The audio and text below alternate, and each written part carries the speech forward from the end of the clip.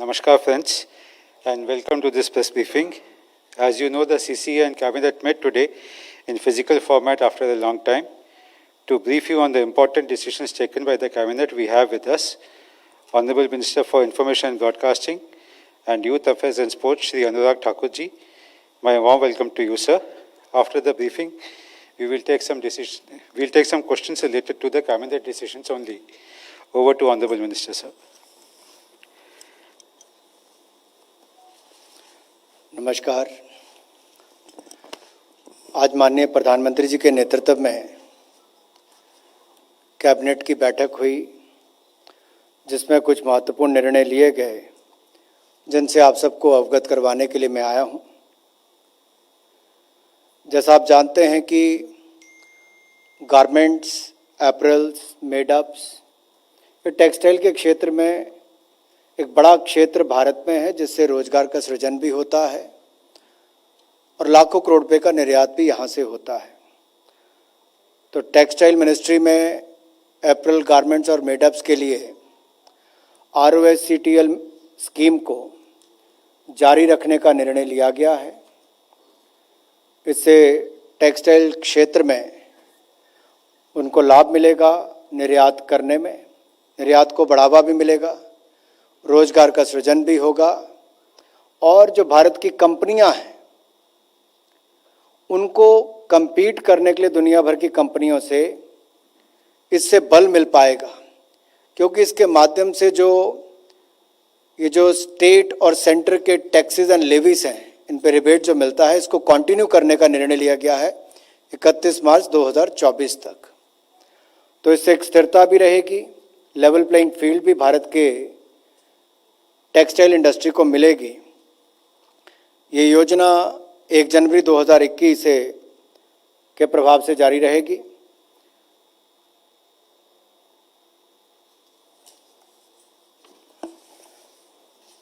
इसके अलावा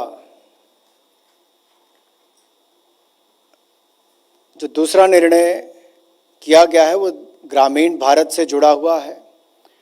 देश के किसान, पशुपालक, डेयरी क्षेत्र से जुड़ा है और ये डिपार्टमेंट ऑफ एनिमल हस्बेंड्री और डेयरिंग ने योजना यहाँ पर हम चला रहे हैं, जिसमें कुल मिलाकर 9,800 करोड़ रुपया जहाँ केंद्र सरकार खर्च करेगी, व्यय करेगी, वहीं पशुपालन क्षेत्र में अनुमानित निवेश जो है वो लगभग 54,618 करोड़ रुपये के लगभग आएगा। इससे क्या फायदा होगा, इस पर मैं कुछ प्रकाश आपके माध्यम से डालना चाहूँगा। 3 प्रमुख योजनाएं इसमें सम्मिलित हैं। पशुधन विकास योजना, जिससे कि राष्ट्रीय गोकुल मिशन और यानी कि हमारे जो बाकी पशु हैं, चाहे देसी गाय हो, भैंस हो, भेड़ हो, बकरी हो, सूअर की प्रजातियां हो, इनको आधुनिक तकनीक का उपयोग कर ब्रीड मल्टीप्लिकेशन के ऊपर काम किया जाएगा, जिससे हमारे पशुपालकों को लाभ भी मिलेगा और उनकी आय में भी वृद्धि होगी। आउटपुट और आउटकम के आधार पर इनको इंसेंटिव दिए जाएंगे, जिससे कि योजनाओं का व्यय जो है वो उस दिशा में हो कि पशुपालकों की आय भी बढ़ सके। और कुल मिलाकर जो पशुओं के लिए जो दूसरा इसमें एक पहलू है, डिजीज़ कंट्रोल प्रोग्राम, क्योंकि आपने याद होगा एक बार हमने पहले घोषणा की थी, वो थी फुट एंड माउथ डिसीज़ के लिए, जहाँ पर उनकी पूरी तरह से वैक्सीनेशन, टीकाकरण हमने करना था। इसमें इसी तरह से डिसीज़ कंट्रोल प्रोग्राम के अंतर्गत जो live stock health and disease control है, इसको national animal disease control programme के साथ जोड़कर इनकी गतिविधियों के साथ चलाने का निर्णय लिया है कि सुदूर गांव में और दुर्गम क्षेत्रों में हम PP के माध्यम से मोबाइल वेटनरी स्कीम्स, यानी कि पहले तो इंसान के लिए ही एम्बुलेंस जाती थी, अब हमारे जो पशुपालक हैं उनके जानवरों की देखरेख के लिए भी, उपचार के लिए भी एम्बुलेंस सर्विस को शुरू किया जाएगा। एक बड़ा कदम है उस दिशा में। और इसके अलावा जो तीसरा है वो इंफ्रास्ट्रक्चर डेवलपमेंट फंड, इसमें भी एनिमल हस्बेंड्री के लिए एक और कदम है जिसमें डेयरी इंफ्रास्ट्रक्चर डेवलपमेंट फंड को रखा गया है। इसके माध्यम से वर्किंग कैपिटल पर इंटरेस्ट सबवेंशन भी दी जाएगी, जिससे और पशु रखने का उनको मौका मिलेगा। और इसके अलावा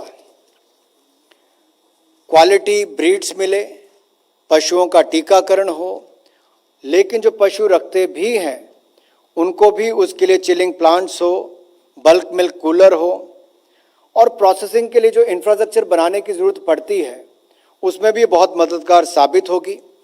और क्वालिटी टेस्टिंग करने के लिए भी इसमें इक्विपमेंट दिए जाएंगे। तो इसको देखा जाए तो ओवरऑल एक पैकेज जो एनिमल हस्बेंड्री के लिए है, क्वालिटी ब्रीडिंग से लेकर और उन पशुओं की उपचार से लेकर, उनके टीकाकरण से लेकर, उनके मिल्क इंफ्रास्ट्रक्चर यानी कि डेयरिंग के लिए बल्क मिल्क प्रोसेसिंग हो, टेस्टिंग हो, ये सारा इंफ्रास्ट्रक्चर खड़ा करने के लिए भी ये बहुत बड़ी योजना लेकर आए हैं, जिसमें कुल मिलाकर 54,618 करोड़ रुपया लगभग अनुमानित निवेश इसमें होगा। और इसमें केंद्र सरकार की ओर से व्यय जो होगा वो लगभग 9,800 करोड़ रुपये किया जाएगा।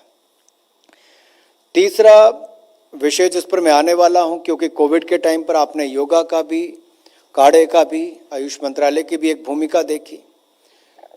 देश विदेश में आयुष मंत्रालय के अंतर्गत की जाने वाले जो और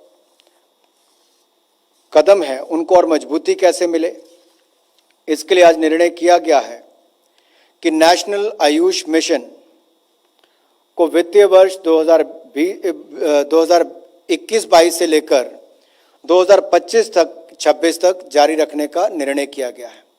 नेशनल आयुष मिशन को 2021-22 से लेकर 2025-26 तक जारी रखने का निर्णय लिया गया है। इसके अंतर्गत कुल खर्च 4,607 करोड़ रुपया 5 वर्षों में किया जाएगा। इस योजना के क्रियान्वयन से आयुष प्रणाली की शिक्षा और प्रशिक्षण का विस्तार किया जाएगा। नागरिकों को आयुष प्रणाली के माध्यम से प्रिवेंटिव और प्रोमोटिव एस्पेक्ट्स और होलिस्टिक हेल्थ केयर का लाभ उपलब्ध कराया जाएगा। लाइफस्टाइल रिलेटेड हो, उसमें भी लोग उसकी मदद ले सकें, उसका भी बल मिलेगा। और इससे डिसीज बर्डन यानी कि बीमारी का जो भार है वो भी पूरे हेल्थ सिस्टम पर भी कम होगा, लोग स्वस्थ भी रहेंगे। और हमारे आयुष मंत्रालय के माध्यम से जो हमारी पद्धति है, जो कई हजार वर्षों से लगातार देश में चल रही है, उसको देश और विदेश में भी और लोकप्रिय किया जाए। इनसे सामान्य स्वास्थ्य में भी सुधार होगा, बीमारियों की रोकथाम भी होगी और नुकसान पर खर्च भी कम होगा। इसके अंतर्गत 12,000 आयुष हेल्थ वेलनेस सेंटर्स स्थापित किए जाएंगे, देश भर में किए जाएंगे। और 6 आयुष कॉलेज खोले जाएंगे, 12 आयुष पोस्ट ग्रेजुएट इंस्टीट्यूट बनेंगे, 10 अंडर ग्रेजुएट इंस्टीट्यूट के इंफ्रास्ट्रक्चर को अपग्रेड किया जाएगा, 36 नए 50 बेड के और 30 बेड के और 10 बेड के आयुष अस्पतालों का निर्माण किया जाएगा। और 101 जो हाल में चल रहे एग्जिस्टिंग 50 बेड हॉस्पिटल्स हैं, उनके इंफ्रास्ट्रक्चर को भी, आधारभूत ढांचे को भी अपग्रेड करने का निर्णय किया गया है। 43 आयुष अस्पतालों को अपग्रेड किया जाएगा और साथ ही साथ 152 आयुष डिस्पेंसरीज को अपग्रेडेशन का निर्णय भी किया गया है। इससे आयुष के माध्यम से होलिस्टिक हेल्थ और वेलनेस की संकल्पना के अनुरूप, जो मैंने पहले भी कहा आपसे कि preventive, promotive and curative health care को प्रोत्साहन देने के लिए इन सब कंपोनेंट्स को इसके साथ जोड़ा गया है। इसके कई और भी बिंदु हैं, डिटेल प्रेस नोट में आपके पास वो आ भी जाएंगे। एक और निर्णय जो आपको जानकारी ही है कि पासीघाट अरुणाचल प्रदेश में जो हमारा आयुष मंत्रालय का north eastern institute of folk medicine है, NEIFM, अब उसमें थोड़ी तब्दीली की गई, उसका निर्णय किया गया है। अब ये north eastern institute of Ayurveda and folk medicine research होगा, यानी कि इस पे आयुर्वेद को भी जोड़ा गया है, रिसर्च को भी बल मिलेगा और इससे हमारी जो ट्रांस हिमालयन रीजन है, उत्तर भारत के जम्मू कश्मीर, हिमाचल, उत्तराखंड से लेकर पूर्वोत्तर तक के राज्यों तक जो मेडिसिनल वैल्यू है, उस पर रिसर्च करके उसको आयुर्वेद को और बाकी आयुष मंत्रालय के अंतर्गत आने वाले सभी को ही, यूनानी, सिद्धा और होम्योपैथी, बाकी सबको भी उससे बल मिले, रिसर्च पर भी बल मिलेगा और कुल मिलाकर आयुष मंत्रालय को जो ये इंस्टीट्यूट है उसका केवल नाम ही नहीं बदला गया, उसके काम में भी और वृद्धि की गई है। जैसा आप सबको विदित है, देश से चाहे एक्सपोर्ट हो, इंपोर्ट हो, शिपिंग की बहुत बड़ी एक भूमिका रहती है और इसी दृष्टि से जो मर्चेंट शिप्स हैं उसके लिए शिपिंग मंत्रालय का एक काफ़ी लंबे समय से प्रस्ताव चल रहा था कि इस पे निर्णय करना चाहिए। जो पोर्ट, शिपिंग और वाटरवेज का हमारा मंत्रालय है, उसने मर्चेंट शिप्स के भारत में रजिस्ट्रेशन को प्रोत्साहन देने के लिए सब्सिडी सपोर्ट दिए जाने की मांग की थी। आज उस पर भी निर्णय किया गया है, क्योंकि लगभग 30 सालों में ये देखा गया कि कार्गो में तो वृद्धि हुई है, लगभग 11.5% वार्षिक दर से अगर देखा जाए वृद्धि हुई है, लेकिन कुल मिलाकर उसमें जो भारतीय जहाजों की हिस्सेदारी थी वो कम होती चली गई। तो आत्मनिर्भर भारत, जहां एक और टेक्सटाइल सेगमेंट में ROSCTL को जो निर्णय किया गया कि 31 मार्च 2024 तक कंटिन्यू किया जाएगा, उसमें आत्मनिर्भर भारत और मेक इन इंडिया को बल देगा। वहीं पर शिपिंग इंडस्ट्री के लिए आत्मनिर्भर भारत में भारतीय शिप्स की रजिस्ट्रेशन भी ज़्यादा हो, इंडियन फ्लैग्स के साथ ज़्यादा हो, सब्सिडी सपोर्ट भी दी जाए। लेकिन साथ ही साथ अगर आप देखेंगे हमारे जो सेंट्रल PSCs हैं, जब वो बाहर से इंपोर्ट भी करते हैं तब भी उन्होंने एक दिया होता था उसमें ऑप्शन की राइट ऑफ फर्स्ट रिफ्यूजल। जो ट्रांसपोर्ट के टेंडर्स थे उसमें इंडियन शिपिंग कंपनीज को राइट ऑफ फर्स्ट रिफ्यूजल का इस तरह से दिया जाता था ताकि वो L1 पे जो आता था उसको मैच कर सकें, लेकिन भारतीय कंपनीज उनको मैच नहीं कर पाती थी। ये जो मैं अभी आपको निर्णय का थोड़ा विस्तार में बताने वाला हूं, इससे आपको जानकारी मिलेगी इससे किस तरह से भारतीय कंपनीज compete भी कर पाएंगी, भारतीय शिपिंग इंडस्ट्री को बल भी मिलेगा, इंडियन फ्लैग उन शिप्स पर लगा होगा, उनको और ताकत मिलेगी, रजिस्ट्रेशन में भी सब्सिडी सपोर्ट के साथ साथ उनको और भी इंसेंटिव दिए जाएंगे। केंद्र सरकार ने निर्णय लिया है कि मंत्रालयों व CPSCs के द्वारा इंपोर्ट किए जा रहे कार्गो के लिए भारतीय जहाज़ों को राइट ऑफ फर्स्ट रिफ्यूजल के साथ साथ सब्सिडी भी दी जाए। जिन जहाज़ों भारत में फ्लैगिंग 1 फरवरी 2021 के बाद हुई है, यदि वो 10 से 20 वर्ष पुराने हैं तो उन्हें L1 की दर के 10% तक की सब्सिडी दी जाएगी। यदि वे 10 वर्ष से कम पुराने हैं तो उन्हें L1 की दर के 15% तक सब्सिडी दी जा सकेगी। और सब्सिडी की जो दर है वो प्रति वर्ष 1% कम होती जाएगी जब तक कि ये जो दोनों श्रेणियां मैंने आपको बताई उसमें घटकर क्रमशः 5% और 10% ना हो जाए। इसके अलावा जो शिप्स पहले ही इंडियन फ्लैग्ड हैं, जिनके ऊपर भारत का झंडा रजिस्ट्रेशन उस पर लगी है, उनको 1 फरवरी 2021 को 10 वर्ष से कम पुराने उन्हें 10% और यदि 10 वर्ष से 20 वर्ष साल पुराने हैं तो उन्हें L1 के 5% की दर राशि सब्सिडी के रूप में दी जाएगी। यदि किसी टेंडर में भारतीय कंपनी की दर L1 होती है तो ऐसे मामले में सब्सिडी नहीं दी जाएगी तथा 20 वर्ष से अधिक पुराने जहाज भी सब्सिडी के लिए एलिजिबल नहीं होंगे। तो सब्सिडी के अलावा भी भारत में रजिस्ट्रेशन को प्रोत्साहन देने के लिए मर्चेंट शिप्स को 72 घंटे के अंदर ऑनलाइन रजिस्ट्रेशन करने तथा 30 दिन के अंदर अपने क्रू को भारतीय क्रू से बदलने को अनुमति देने के कार्य किया जा रहा है। ये भी एक उसमें इस योजना पर कुल मिलाकर अगले 5 वर्षों में 1624 करोड़ रुपया खर्च किया जाएगा। भारतीय शिपिंग इंडस्ट्री को बल देने के लिए अगले 5 वर्षों में 1624 करोड़ रुपया खर्च किया जाएगा। इसमें भारतीय शिपिंग इंडस्ट्री को बल भी मिलेगा और हमारे भारतीय कंपनीज को जहां एक और बल मिलेगा, भारत के लोगों को भी उसमें नौकरी करने के लिए युवाओं को बहुत सारे अवसर मिलेंगे। इस निर्णय को इस दृष्टि से लिया गया है। इस योजना से जो रोजगार के अवसर मिलेंगे, इसके अलावा हमारा जो एंसिलरी इंडस्ट्रीज है उनको भी बल मिलेगा, उनका भी विकास होगा। भारत की एनर्जी और फूड सिक्योरिटी को सुनिश्चित करने में भी इसकी सहायता मिलेगी और जो विदेशी मुद्रा थी उसकी बचत भी इसके माध्यम से हो पाएगी। जैसा आप सब जानते हैं, जुडिशरी का लोकतंत्र में और भारत में तो बहुत बड़ा एक रोल है, सभी देशों में होता है। तो एक सेंट्रल स्पॉन्सर्ड स्कीम जो है, जो डिस्ट्रिक्ट एंड सबऑर्डिनेट कोर्ट्स के लिए है, जहां पर इंफ्रास्ट्रक्चर फैसिलिटीज के निर्माण का ये योजना चलती है, इसको भी 2021-22 से लेकर अब 2025-26 तक जारी रखने का निर्णय किया गया है। इस योजना पर कुल मिलाकर 9,000 करोड़ रुपया खर्च होगा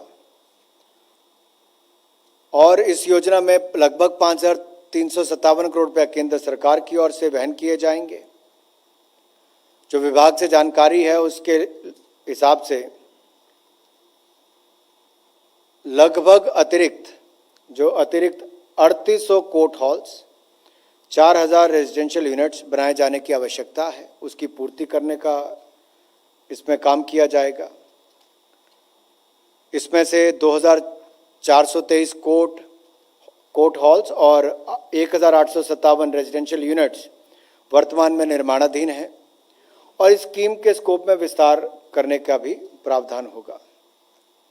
इसमें टॉयलेट्स का निर्माण और आधारभूत ढांचे से जुड़ी हुई जो भी आवश्यकताएं होंगी, इससे वो बल मिलेगा और इंफ्रास्ट्रक्चर में भी सुधार होगा।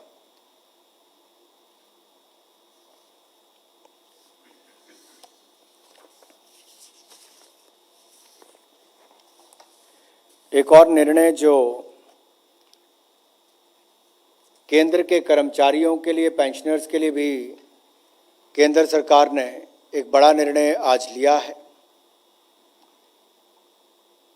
उसमें केंद्र सरकार के कर्मचारियों को डीए और पेंशनर्स को डियरनेस रिलीफ इसकी बहाली करने पर निर्णय किया गया है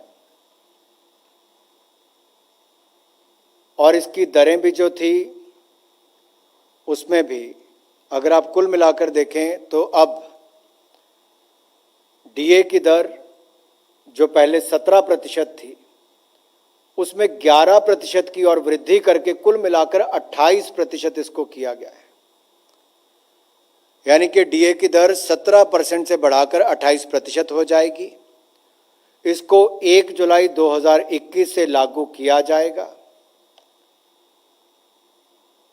और इस प्रस्ताव, ये जो हमने निर्णय किया है, इससे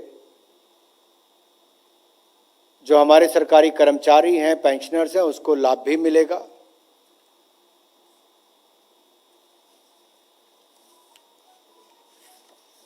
और इसके पीछे कारण कोविड की परिस्थितियां थी, जो 1 जनवरी पिछले साल से इसको जब बंद किया गया था।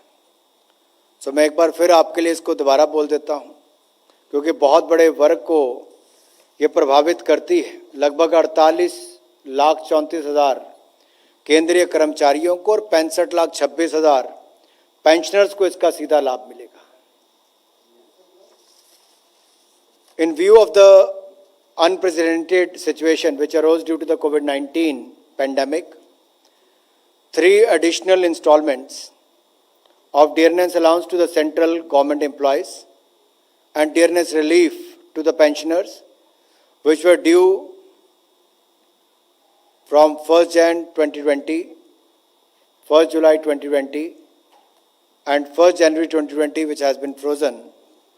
Now the central government has decided to increase the dearness allowance. The government has decided to increase the dearness allowance to central government employees and dearness relief to the pensioners with effect from 1st July 2021 to 28%, representing an increase of 11% over the existing rate of 17% of the basic pay or pension. The increase reflects additional installments arising on 1st Jan, जो मैंने आपको पहले भी कहा 1st Jan 2020, 1st July 2020 and 1st January 2021. The rate of dearness allowance, dearness relief for the period 1st Jan 2020 to 30/6/2020 shall remain 17%.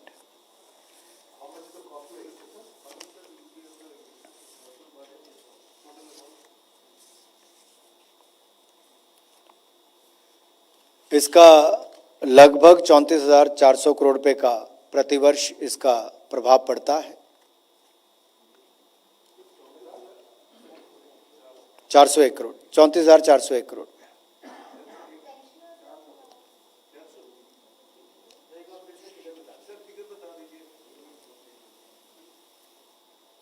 ये department concern आपको सारी details भेज भी देंगे. डिटेल प्रेस नोट में आपके पास सारी जानकारी आ भी जाएगी.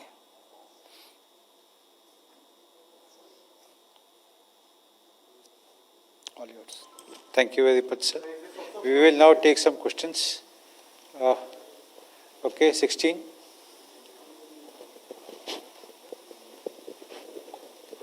Sir, here. So I have two questions, sir. So what will be the total outgo for the current fiscal on account of DA and DR revision? And the second thing is, what will happen to the DA due from July 1? As I said earlier, all the details will be made available in the detailed press note. But the issue is the DA, which was which was at 17%, it will stand at 28% now. There is an increase of 11% on that, which is a substantial increase. ये 1 जुलाई 2021 से ही लागू होगा. वो तो 18 महीने वाला तो निर्णय पहले हो ही चुका है. इस बार से 28% से लागू होगा. Okay. 1 जुलाई 2021 से लागू होगा. Any other question? चलिए आगे. Any other question? Thank you. Thank you very much, friends. We close the press conference now. Thank you.